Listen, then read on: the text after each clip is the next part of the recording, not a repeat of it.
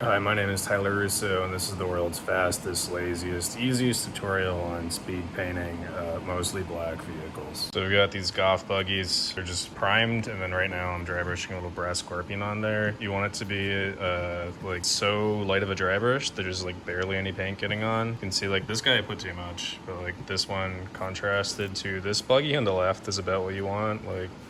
I mean, I think the disparity is more extreme through the camera than it is in person, but as you can tell, there's like really not that noticeable of a highlight, but it's like just there enough, especially like on the wingtips and like some of the raised detail like right there versus this guy. And here he is with the brass applied.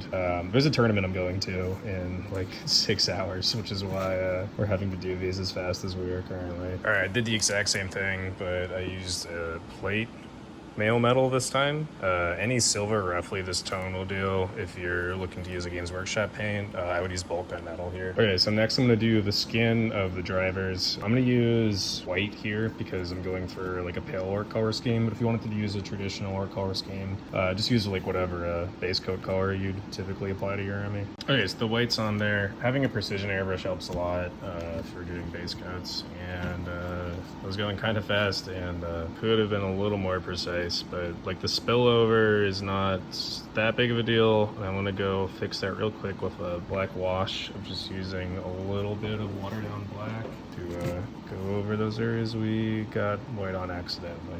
The black touched up, I'm going to take a little bit of Seraphim Sepia, Agrax Earth Shade would work here too, and just go over the teeth. And even if you're doing like green models, I think just going over the teeth with the green base coat would be fine here.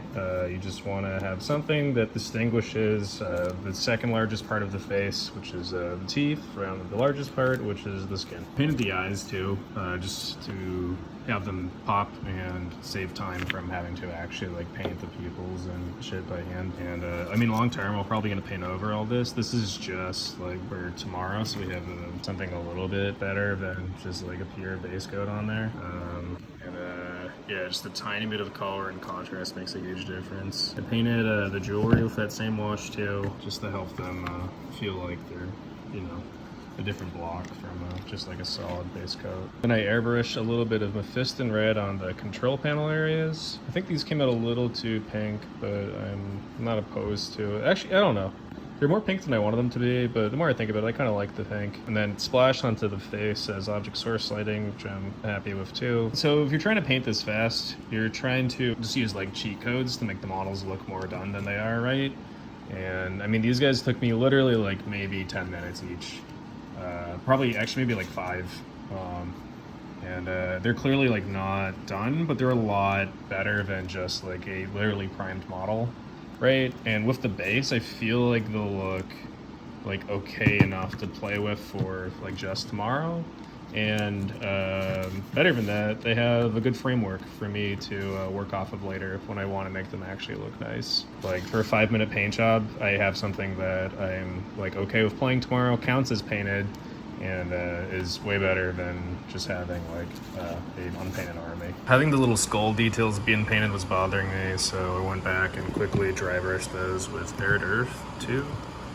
You could use Wraithbone if you're using GW paint. You just want something, you know, skull colored. And lastly, just for the sake of the video, I took some extremely watered down Troll Slayer orange, like 4 or 5 parts water to 1 part paint, and applied it to a lot of the recessed areas to make them look rusty.